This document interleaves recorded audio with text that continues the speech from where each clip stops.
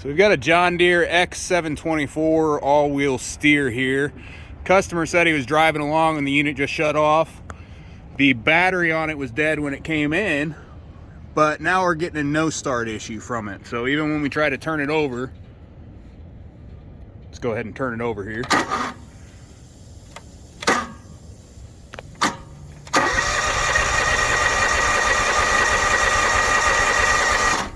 So even when we're trying to turn it over, it's still not starting for us. So I'm not sure why it kind of hesitated there. It didn't do that last time. It is kind of cold out here.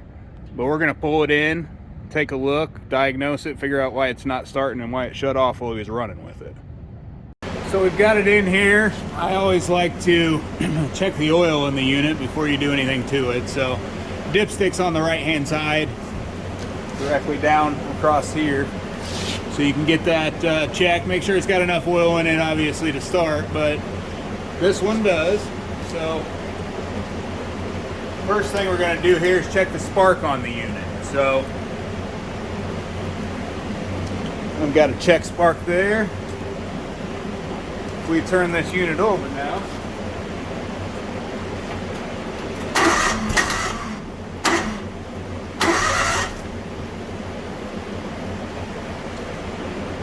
shows green spark there, so that's good. I still don't know what the intermittent kicking in and out is. Almost seems like it could be an ignition switch issue or something like that, but we're getting good spark. So I'm going to go with shooting a little bit of starting fluid down in the throttle body here. This is a fuel injected unit, so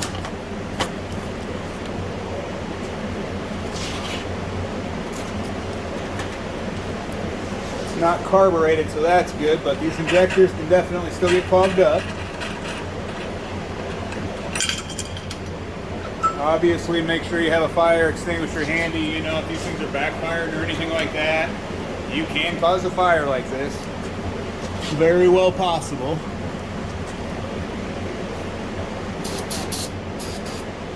Let's give it a little carb cleaner there.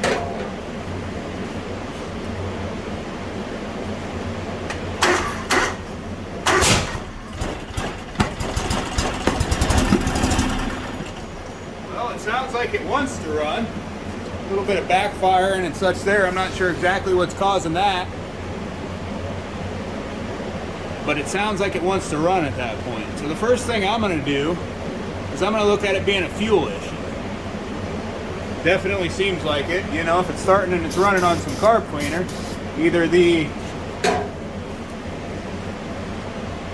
fuel injectors are clogged up or it's bad fuel.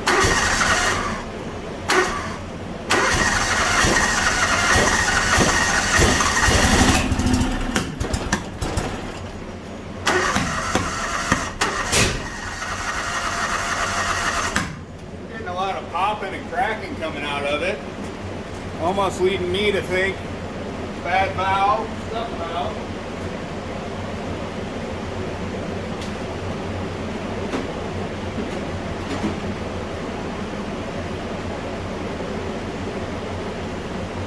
Go ahead and pull the valve cover off here. Oops, wrong size apparently.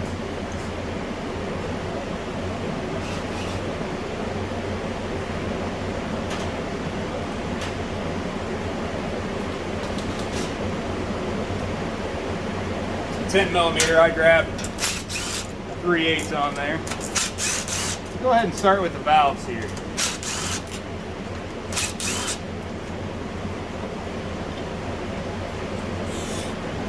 Gasket came off nice and clean on that side. The valves seem in pretty good shape. Make sure the key's turned off. Unplugging the spark plugs is a good idea at this point if you're going to turn over the engine. It can start on you, especially in a backfire issue, pretty easily. Spin back around. But I'm going to try to spin the fan here. See what I can do with the valves. Valves there. Seem to be working pretty good so far. From what I can see on this side anyway. They're moving.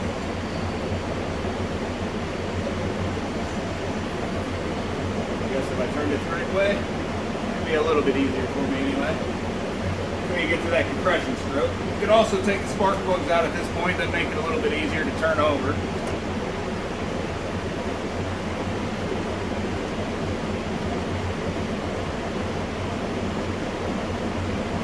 Yeah, I mean, everything's looking good here. I'm not really seeing, you know, with it being a EFI unit, they have their own spacing that pumps up off the oil pressure of the unit on them.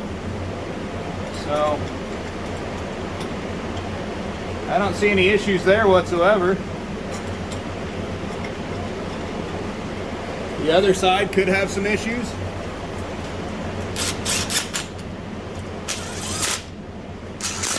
I'm going to go ahead and check out the plug here next, see how it is.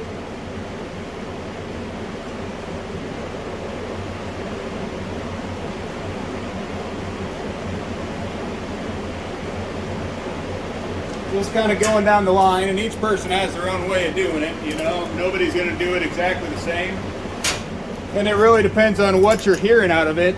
You get more and more information as you go. So as I'm trying to start it each time here, I'm getting more and more information each and every time that I try to start it, you know. We know that it's not getting fuel, or it's not getting good fuel, or that the compression is bad. Look at that. So we've got water here, or fuel or something, touching the spark plug together there. So I'm not sure exactly what it is. It smells like fuel. Spark plug's not in great shape there, but it's not horrible shape either, but it's extremely wet, that's for sure. I'm gonna pull the other spark plug out here.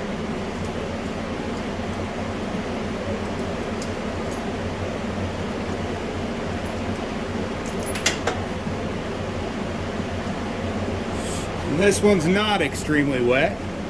It doesn't have any fuel on it whatsoever. That may mean that this cylinder over here is firing and the other one's not. So at this point, we're going to go ahead and blow them out. Blow the spark plug out and everything on both sides. Go down in here, just get everything nice and start fresh with it.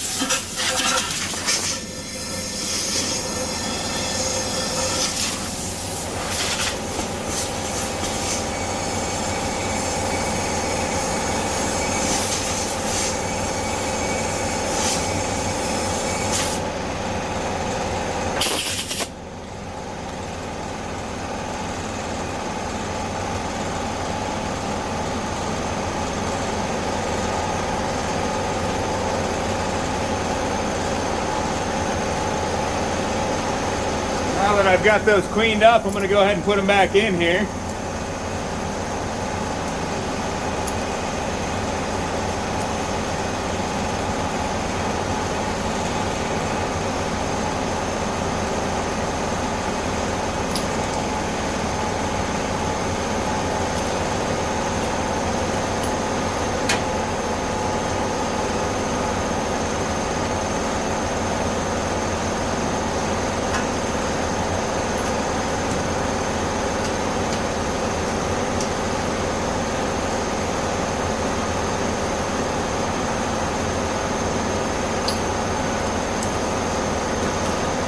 Try to start this thing again. I'm not going to use any starting fluid or anything since that one side was wet to begin with, but then if it doesn't start after a second, I'll give it a squirt. So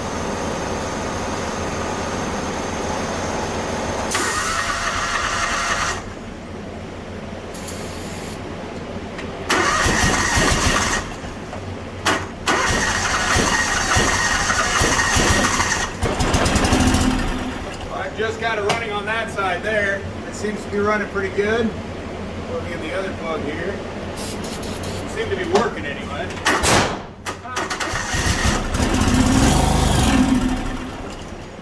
Okay, so it's working real good there. Once everything was dried out, and once I put it back together, that backfire you got was because I didn't have the spark plug wire plugged in on the other side originally. I was trying to test both sides independently, make sure both of them were working. This was the one that had the most fluid on it, so I figured maybe it wasn't firing for some reason, so that's why I started there. got to be kind of careful here again. You know, if anything majorly is wrong, you could start a fire with this. You know, this carbon choke cleaner is pretty flammable, so be careful with that. But what this tells you at that point is that we're not getting any fuel, or we're not getting good fuel. So we're going to go ahead and get the fuel lines off here and test and see why we're not getting any fuel. Okay, so here to take the fuel line off, and it is under pressure, so make sure you wear safety glasses, take all the precautions, because fuel does go places. I like to just use a pair of needle nose pliers to do this. They do make tools and everything else to do it, but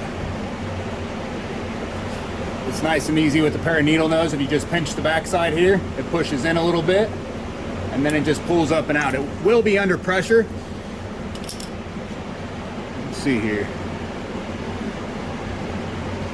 So there's a bunch of fuel dripping out right now. It doesn't smell real good on my, oh yeah. So we can just see right in there, right at the very beginning, as we're going here, there's water all down in that fuel. So just the tiny bit that came out there, almost all of it's water. See the separation line there at the bottom? The bubbles. See if I can't get a little bit more out here with the, go ahead and put it back on real quick. Put the fuel pump back on. If you hit the fuel pump or the ignition on, or you have it on when you take this off, you'll get fuel everywhere, so don't do that. Drain a little bit more down in here.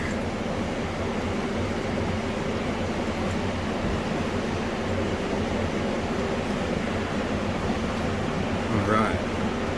So the water line on this is almost all the way down. So the water line stops about here on this. You can just see the difference in color. You can see the difference in everything. That's water.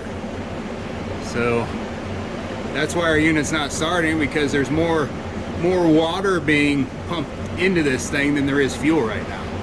So common issue, we see it a ton, and yeah, they'll run until they get down to a point where the water's the heaviest thing. So they start sucking out of the bottom there. Here's what you get. So it's down to about, I think it looks like here on the dash, there's maybe a third of a tank or so left in it. That's what it's showing. But we're gonna go ahead and drain that fuel out. What we like to do here is we're just gonna reconnect this at the fuel filter. We know the fuel filter's good. I'm gonna go ahead and reconnect that, and we're actually gonna take this off here. So you will have to cut it to get it off. You'll go ahead and pull that off there. And then we're gonna put it, I'll show you here real quick. So, and you want to be careful because this is plastic attached to here, so don't be prying too hard on it and doing anything crazy, because you can break it, and that's not going to be a cheap part to replace. I'm not sure exactly what they run, but snips work well for this too. And again, you want to make sure that it's unpressurized.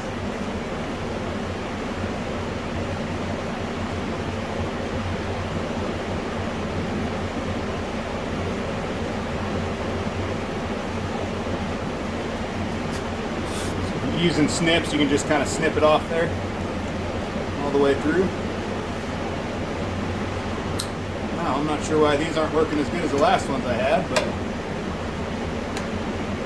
that comes off there. And we're going to come back, pry like that. And then what we're going to do from there, get a line.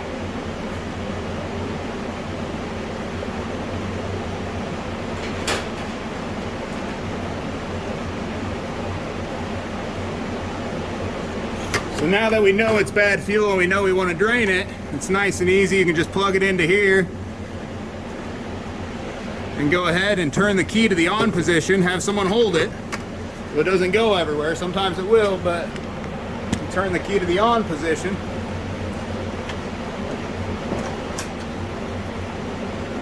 It's leaking up at the top there because the fuel line's not fitting tight enough against it. I'm gonna go ahead and get a fuel line for it, but we're gonna pump all that water out. I mean, just look at that. That's utterly ridiculous. I don't even know. Is there any fuel in it? I'm not sure, but one of the worst cases of fuel I've ever seen, honestly.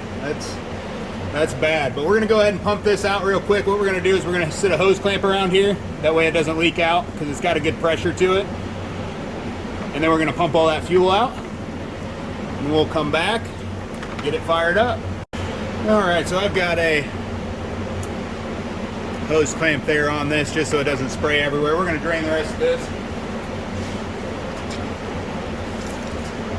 You can hold on to it or have someone else hold on to it, but oop, that may be the bottom of the barrel. That's weird. What's going on there?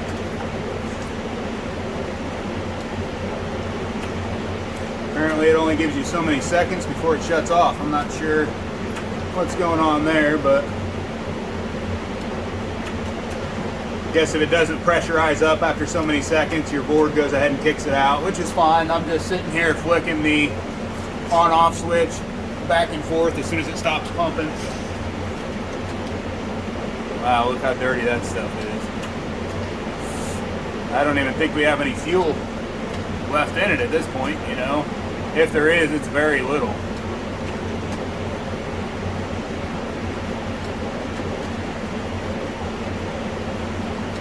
And I've still got it hooked up to the maintainer just to get a little bit of juice back in it.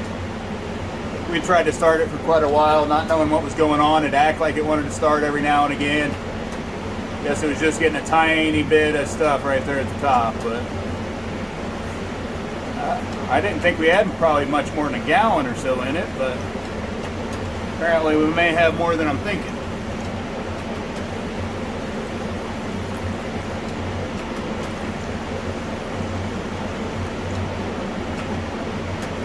Grab another bucket here.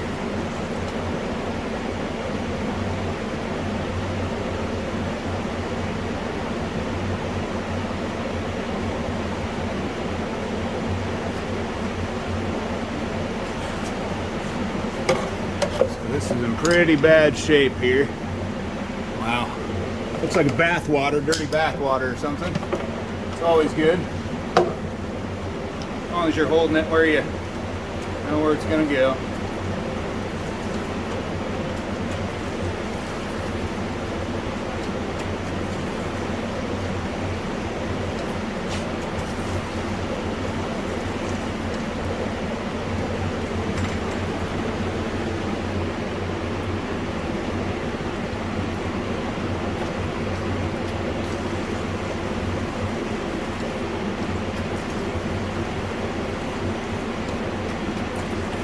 Again, I don't really see on that left-hand one over here, I see maybe the top quarter of an inch or so on that thing that looks like fuel after it's starting to settle.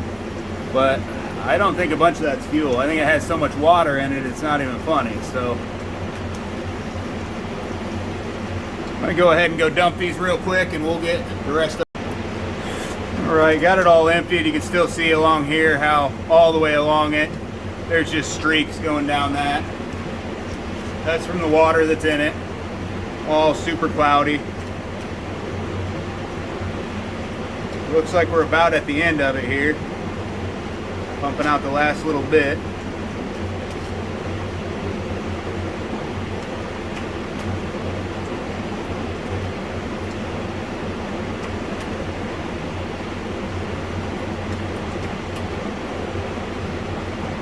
Continuing to pump a little bit, so trying to get the last little bit I can out of it because it seems like this is majority water, so you don't want to leave that in there and continue to try to run your unit on it. They don't like it very much.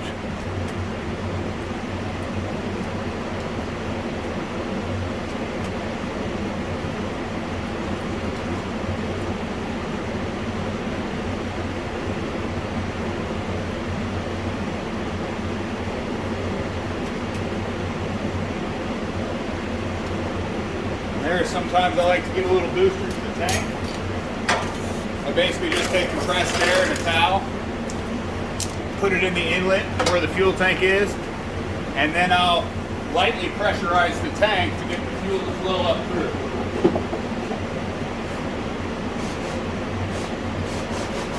You don't want to get too much pressure in it, but you also want to get everything out of the tank.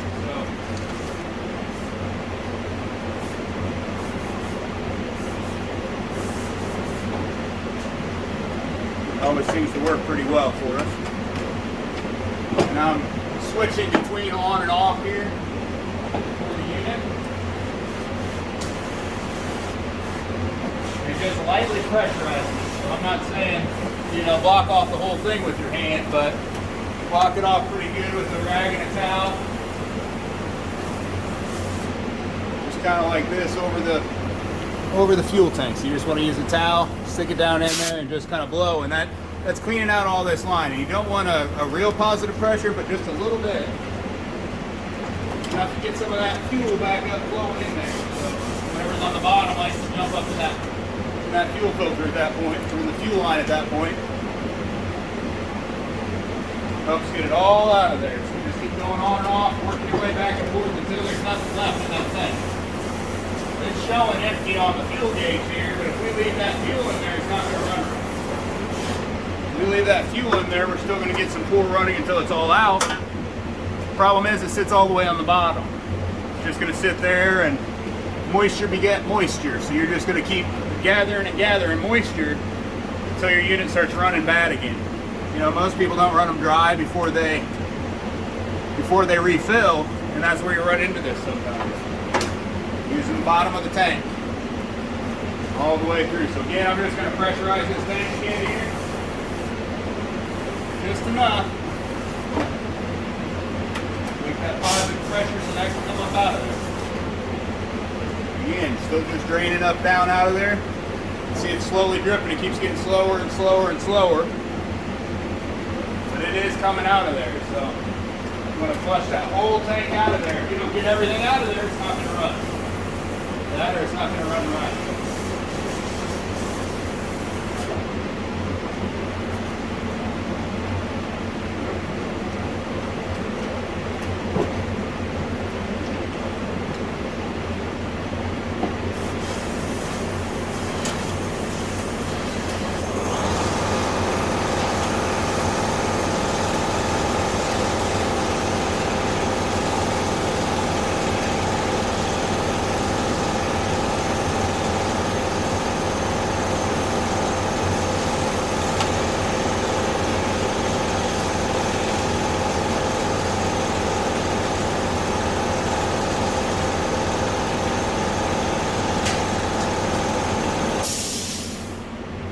We've got the majority of that out of here. I'm going to go ahead and turn this off. I'm going to go ahead and put some fuel in it. Not a lot. Just about maybe a quarter of a gallon here. And then I'm going to go ahead and run this again. Just move this mower back and forth a little bit. I'm going to go ahead and pump that again. I want it to pull that good gas through and back down and mix it in here, but I want that bad gas to be pulled with it too. It's mixing up in there, everything's mixing up together, so this flushes your system out at this point. Something that's going to help with not leaving all the old stuff in there. So even though we've pressurized it and pulled everything we can out, there's still some of that in there. You can be sure of that. So we're just going to keep cycling it back and forth here until all that stuff that we just put in there is out again. We're not going to blow it out quite as much or quite as long as we did before, because we know it's already flushed. So this is just to flush that old stuff out of the line completely, start over with fresh. So now that we've got that all done, I'm going to go ahead and turn everything off. And we're going to go ahead here and hook everything back up. So fuel line's already hooked in there.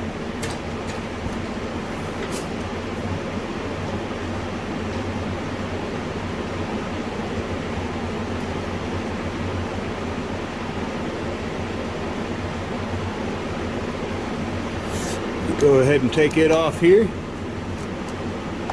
Get that all free out of there. Yep, still some down in there too. Seems like, smells like regular fuel at this point though, so let's go ahead and reinstall up top here.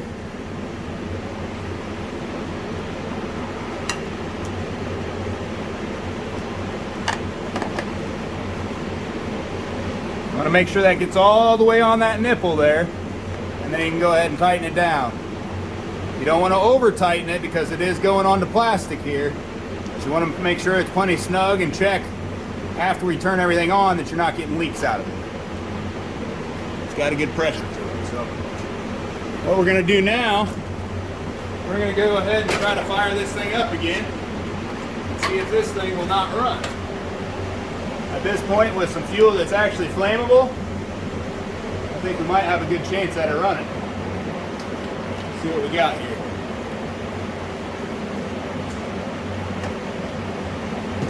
I'm going to turn the key on for just a second here. Let the fuel catch up there in the carburetor. Turn it back off, on one more time, and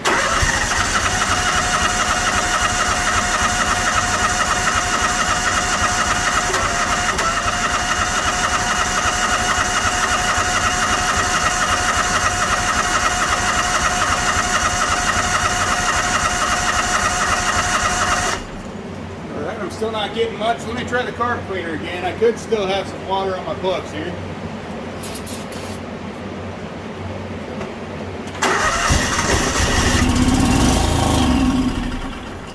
Doesn't seem like I'm still getting good fuel.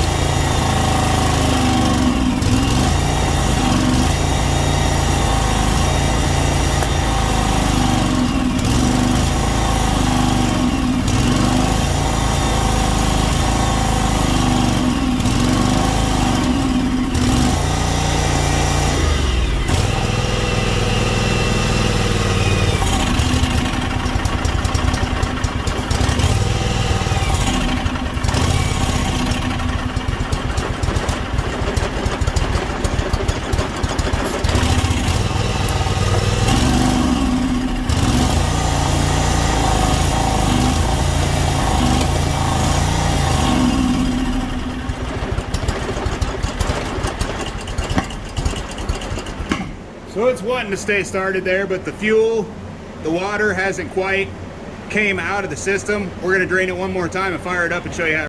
So we're flushing this thing out here again. You can see the ratio is getting much better, but there's still a bunch of water in the bottom of that unit. You're gonna want every bit of that out. So I'm gonna dump this one more time.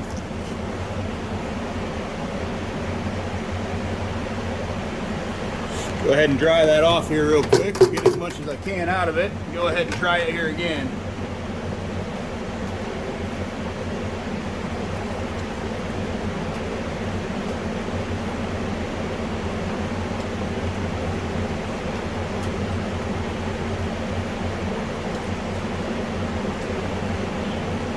Let's see what we got here. Still got a lot of water in there. A lot of water. I'm not sure where it's all hiding at down in there. Well, you saw that it was ready to run, but the problem is it's still got water droplets all in it. So I'm going to go ahead and flush this stuff back out again. Just work my way through all of it, since it's still got so much water in it. Or at least the first little bit here, and see if we can't get some stuff that's 100% clear. Start it from there, because that's what it needs to be. It's one thing to have a water droplet in it every now and again, but it's another thing to run horribly like it was running. You can tell that it just had water all up in it. And now we're at the unit here. I don't see anything left in the bottom there whatsoever. So it may not be completely clear of water at this point, but for the most part it is. We'll go ahead and reconnect this here and we'll fire this thing back up.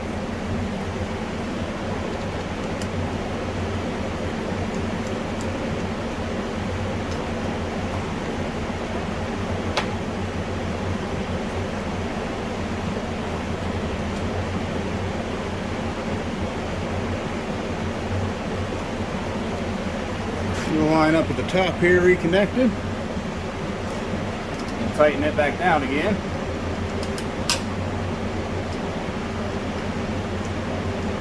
We're going to go ahead and try to fire this thing up and see if it doesn't run good.